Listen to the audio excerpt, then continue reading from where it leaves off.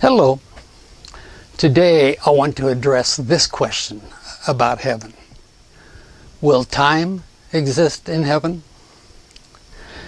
Let me say at the beginning of this video that I agree with one of our early church theologians by the name of Augustine, who writes in one of his many books the commonly held Christian belief that God is eternal, and as such God lives literally outside time. The Bible contrasts time and eternity on several occasions. Isaiah 57 verse 15 tells us that God inhabits eternity. Although God is omnipresent with regard to the dimensions of eternity and His created universe, He has at times stepped inside that creation. He has on a number of occasions stepped inside time here on earth. For example, Genesis 1:2 tells us the Spirit of God moved upon the face of the waters at creation, which the Spirit of God could only do after the waters existed. God enters time, though He is not bound by time. Exodus 3, we find God appearing to Moses in a burning bush, which He could only do after the bush was there.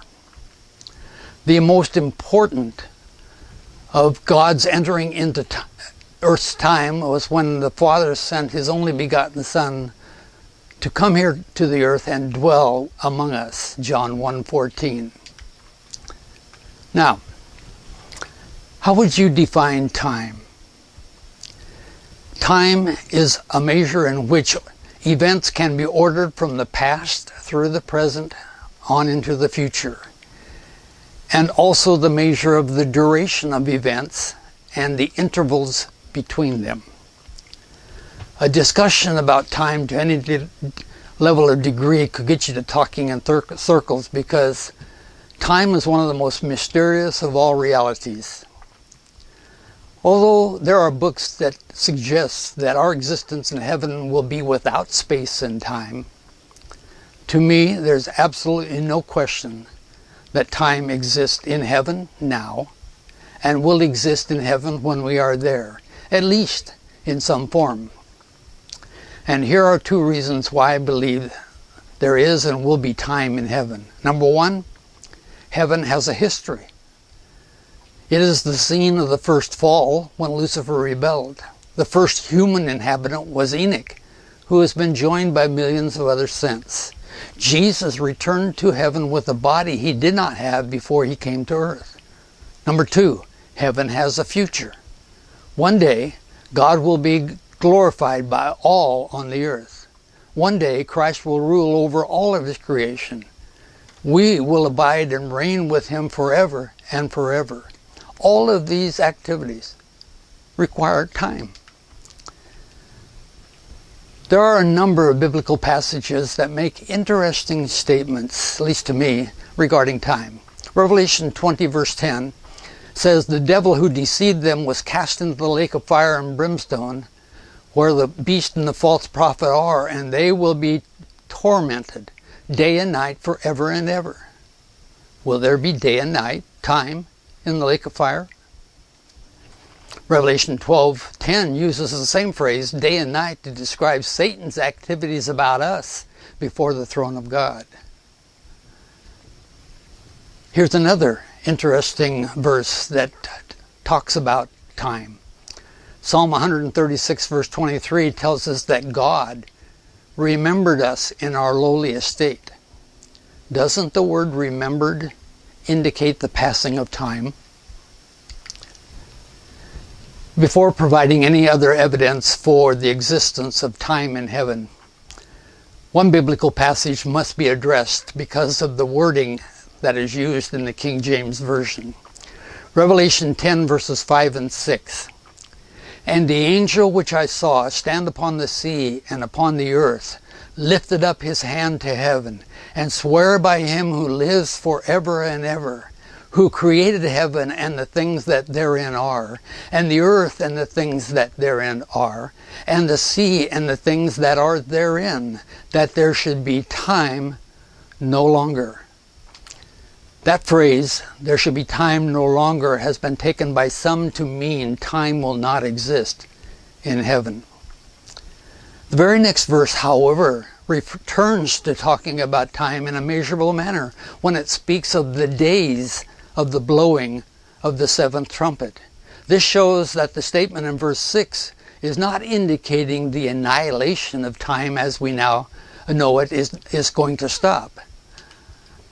I've looked at verse 6 in more than 24 different translations, and among them all but the King James and the Catholic Douay version translate it as, "there should be no longer a delay."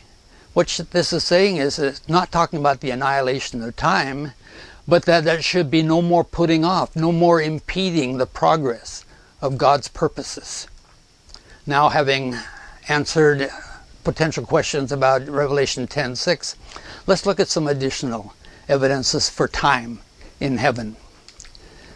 Revelation 8:1 says, "When he opened the seventh seal, there was silence in heaven for about half an hour." Definitely, time exists in heaven.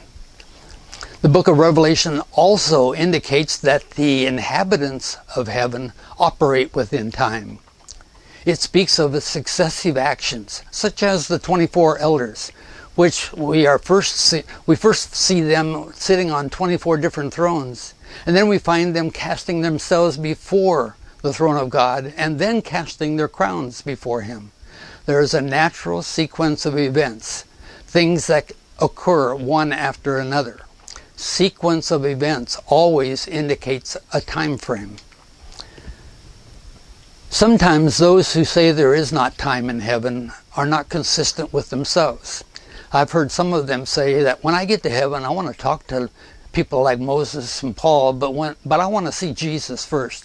And as soon as you say, "but first," you are admitting there is time in heaven. The word "first" implies a sequence of events. You can't have a first or a second or a third without the existence of time. Here's another example of time in heaven.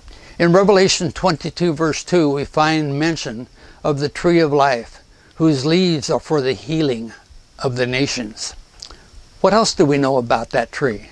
We're told there that it bears fruit, and it is described as bearing fruit every month. What could be a clearer indication that time will exist in heaven? Here we have mention of months, and earlier we had half an hour. Ecclesiastes 3:11 says, "He has made everything beautiful in its time, and He has put eternity in their hearts." We may exist in a different kind of time than we know now, but it will still involve time in a measurable manner. We live by time now, and we are limited as to what we can do with it today. But in heaven, time will not be the tyrant it is for us today.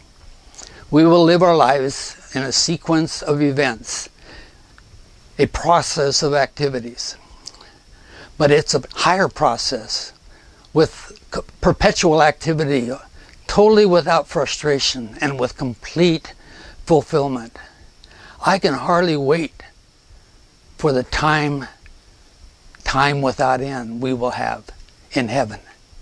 How about you?